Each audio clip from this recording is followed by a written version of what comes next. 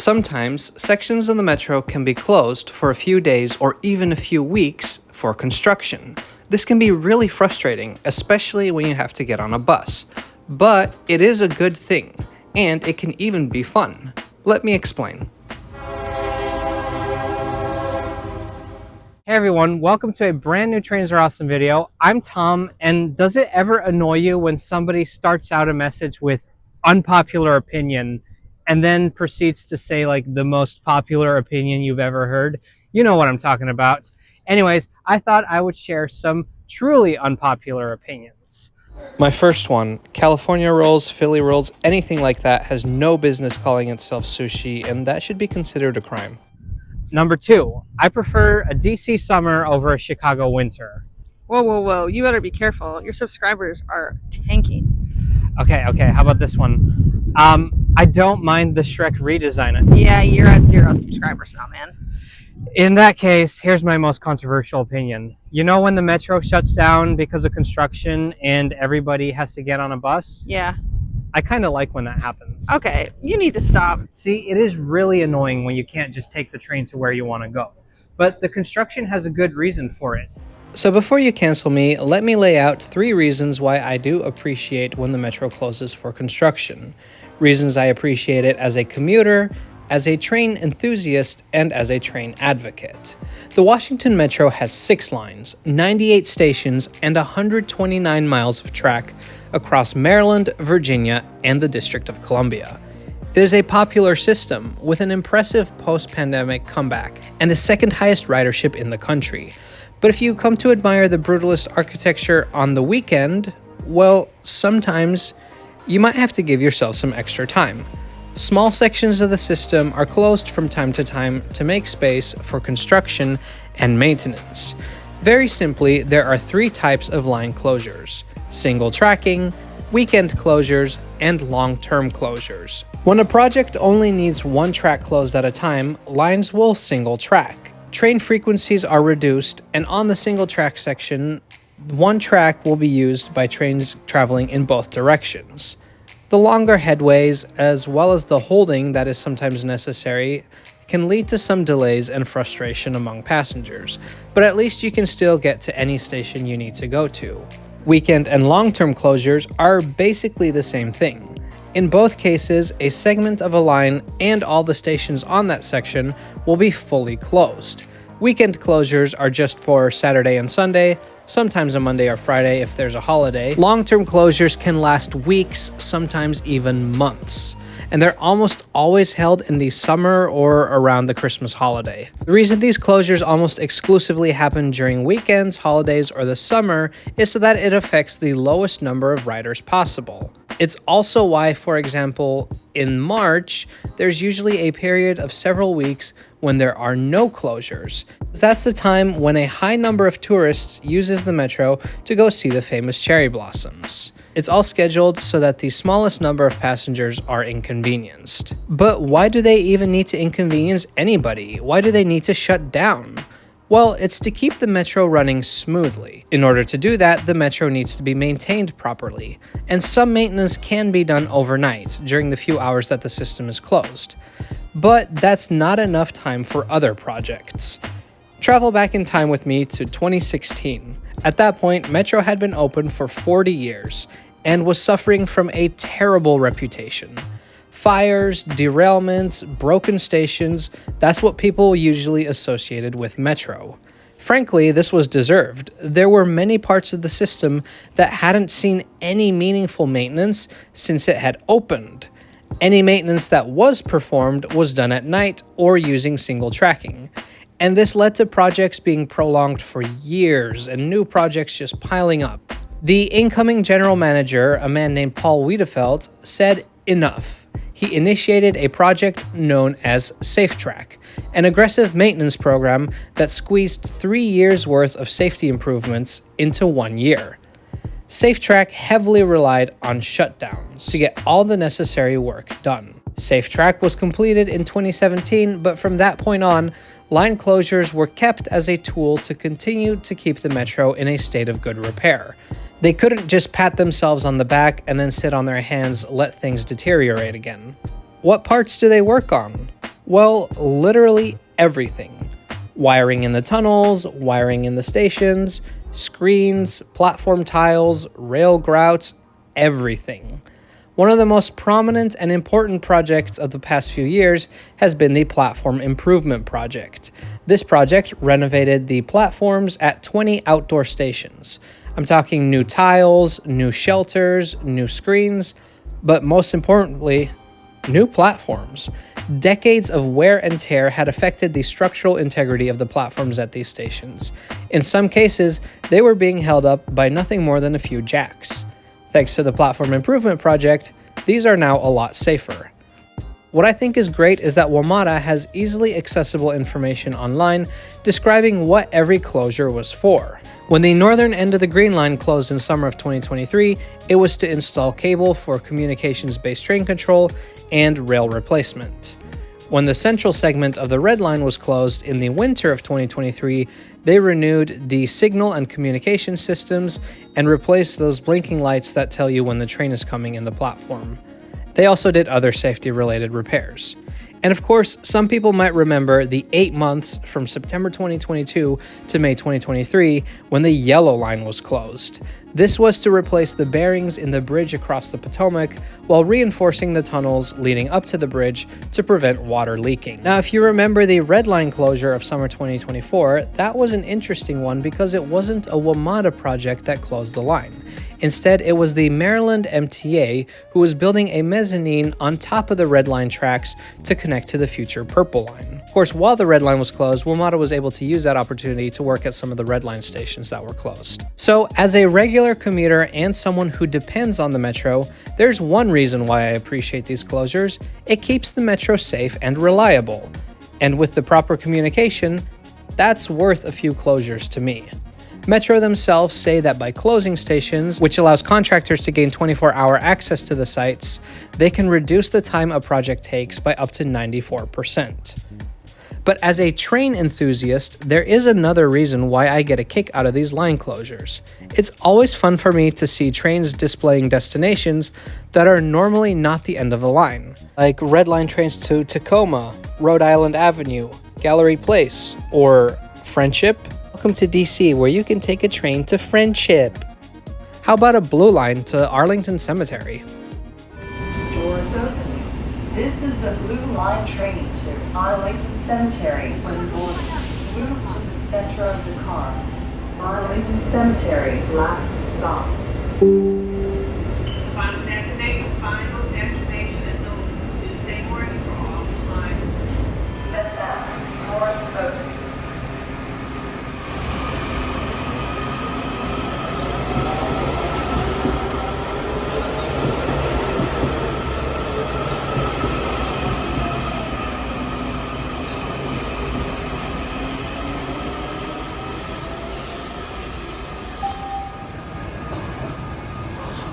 Of course, I love it when a train's destination is Foggy Bottom.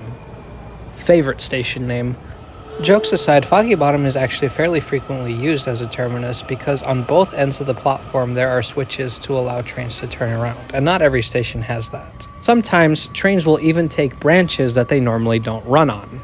It's not entirely uncommon to see Silver Line trains going to New Carrollton when there's construction. But in February of 2025, there was a special route diversion that I had never seen before. Nobody I talked to had ever seen it before. But today is February 15, 2025, and today we have something I've never seen before. We have Blue Line trains running from Franconia, Springfield, taking the bridge across the river to Greenbelt in Maryland. So I'm at King Street Old Town Station in Alexandria. 2 more minutes until the Blue Line to Greenbelt shows up. Should we call it Blue Belt this weekend?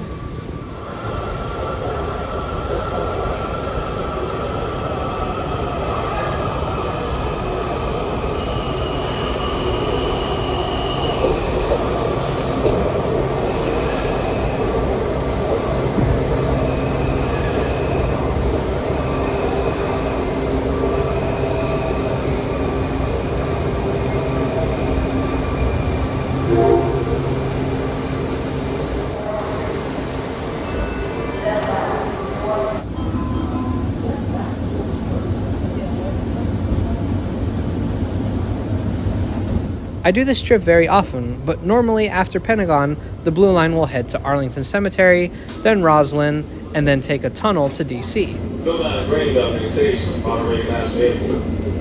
This time, however, our Blue Line train was crossing the river on the Yellow Line Bridge.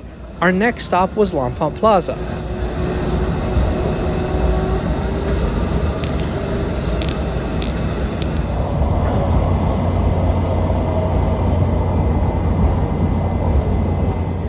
And then, for the first time in my memory, I was on a Blue Line train sharing tracks with the Green Line.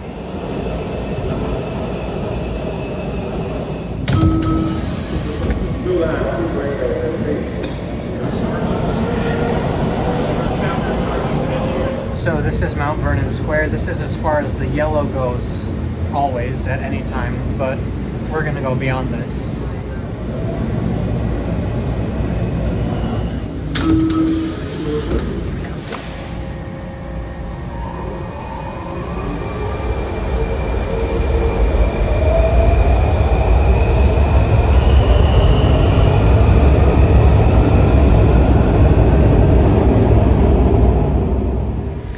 So I'm at Shaw Howard University Station, and I just got off a Blue Line train. Normally only green stops here, but today I took blue to Shaw, and I'm about to get on a Blue Line train to Franconia Springfield, once again from this Green Line only station.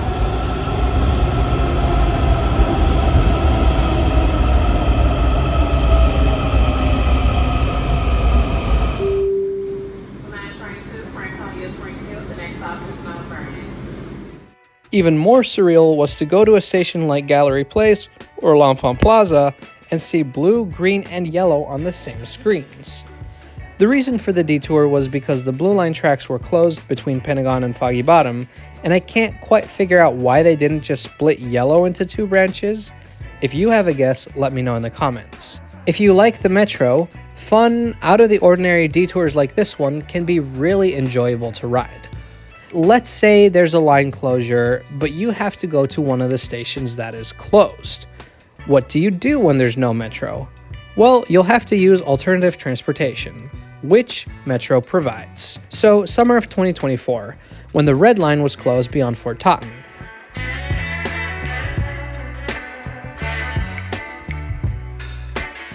Once you get to Fort Totten, you'd follow signs and staff instructions downstairs, go through the fare gates, and towards the bus base, towards one of many shuttle buses waiting to take you on the next part of your journey. The shuttle bus operation is quite impressive. A bus, of course, has a much smaller capacity than a long train. So in order to move the large number of people coming from the train, there's a constant flow of buses lining up to enter the station. And you'll notice that it is a colorful assortment of coaches, and that there is a huge variety of coach operators. Arranging a bus bridge like this requires a lot of coordination, a skill WMATA has honed over the years. In this specific scenario, it was the Maryland MTA who was responsible for the line closure, but given WMATA's ability to organize these bus bridges, the MTA paid them to contact the charter companies. So you may wonder, why doesn't Metro just use their own buses? Well, sometimes they do. Especially during weekend closures, you'll see WMATA buses running these shuttles, or they'll run on one of the shuttle routes but not all of them. There is a logical explanation for this. Metro simply doesn't have an enormous reserve fleet. You need some spares, it's good and necessary to have that, but if they are running all of their regular service and still have dozens of buses sitting around doing nothing, well, that's not a very good use of public funds, is it? But on the weekends, WMATA runs less bus service than on weekdays, so they have more spares that can be used as shuttles. I've noticed that you'll often find the electric buses on these services.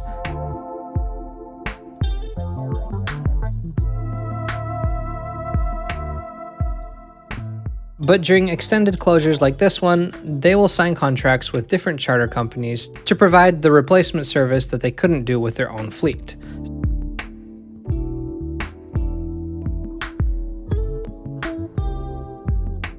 So back to Fort Totten, like I said, it is an impressive operation. There are 3 routes that depart from Fort Totten. You've got a local that stops at all the stops. and then 2 different limited buses that make select stops. In this case, there was even an express from Silver Spring all the way to Metro Center. But to make sure people get on the right bus, there are staff members directing people, some working more diligently than others. And once again, here the transit enthusiast in me really comes out. I enjoy seeing all the different buses together in one place, especially the buses that previously belonged to other transit agencies. This one, for example, used to be Omniride, not far away from here. In Silver Spring, I saw a Flixbus running as a shuttle, and during other bus bridges in other parts of the city, I've seen some stuff even cooler, like this old articulated New Flyer that was used by the Twin Cities Metro in Minnesota.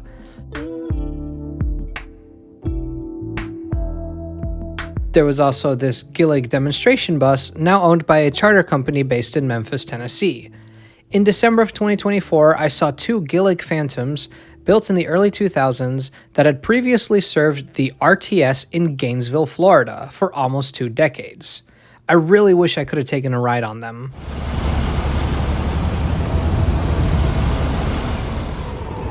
The driver of the Gillig Phantom just yelled at me, "Oh no, transit enthusiasts taking pictures." Why is it on?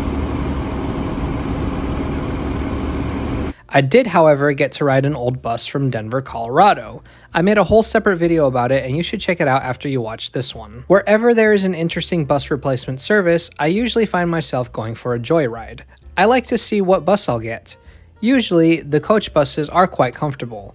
But in December of 2024, the company Yankee Line got a big contract to run the shuttles. It was the first time that I had seen these yellow buses in DC since moving here. But Yankee Line recently acquired these Mercedes-Benz Tour Rider coaches with interiors that featured faux wood floors, skylights, and super comfortable chairs. I literally waited for these buses because the ride was so enjoyable.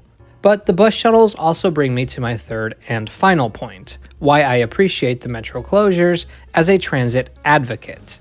Back to summer of 2024 and Fort Totten. We're on an express shuttle to Silver Spring.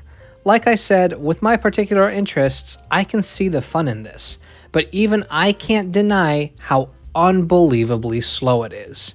DC traffic is slow as it is. Throw in dozens of buses and you've got yourself near gridlock.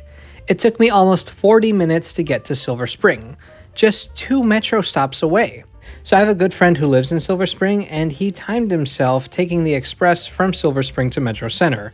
He told me that that took even longer than when he took the shuttle to Fort Totten and then took the metro. It's pretty bad. But eventually we do make it to Silver Spring, where we pull into the bottom floor of the adjacent bus station, to a temporary bay indicated by brightly colored stickers. There's a legit traffic jam to get into the bus station right here. And sometimes even the replacement buses need a replacement. Now let's go over to Foggy Bottom. Unlike Fort Totten or Silver Spring, Foggy Bottom Station does not have a dedicated bus area. So instead, the entirety of 23rd Street Northwest turns into a makeshift shuttle boarding zone. Buses line up and down the street, with confused passengers shuffling around looking for their coach. If you're just walking through the neighborhood, might I recommend taking a different street. These sidewalks get crowded. And not just the sidewalks, the streets too. Let's walk to the nearby Washington Circle. Whenever there's construction involving Foggy Bottom Station, I always make sure to make my way down here because the situation is just always insane here. Foggy Bottom doesn't have a bus bay because it's in a very dense part of the city. So there are all these buses, charter buses, cool old transit buses that are taking up space, and then add in whatever happened in the circle and you have this traffic chaos that is just worth watching. It's not schadenfreude, it's just sheer curiosity that brings me here. There are 733s going to Union Station in this traffic circle.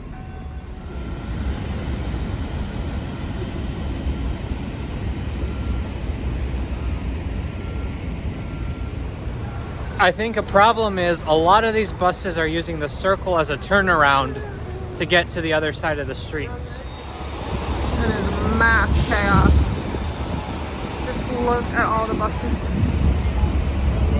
So am I just a sadistic person gleefully rejoicing in other people stuck in traffic? Yes. No, wait, I mean no. But there is a teaching moment in this. Trains are awesome. The metro can transport huge numbers of people across the region really fast. When the metro is closed, it shows you just how inefficient buses are if that's all we had. How they slow down your trip, they clog up your city, and that on low ridership days. Taking a replacement bus is annoying, but it makes you appreciate the train more. It's a real-life demonstration of how much more efficient trains are over transit that is confined to the whims of traffic. So if there are any upcoming transit projects that you know really should be rail, but people are talking about using buses instead, here's an example to draw from to advocate for rail. So now you know why the metro is closed sometimes on the weekends, during the summer, or over holidays. It's to make sure that the system gets the maintenance it needs to keep running for years to come.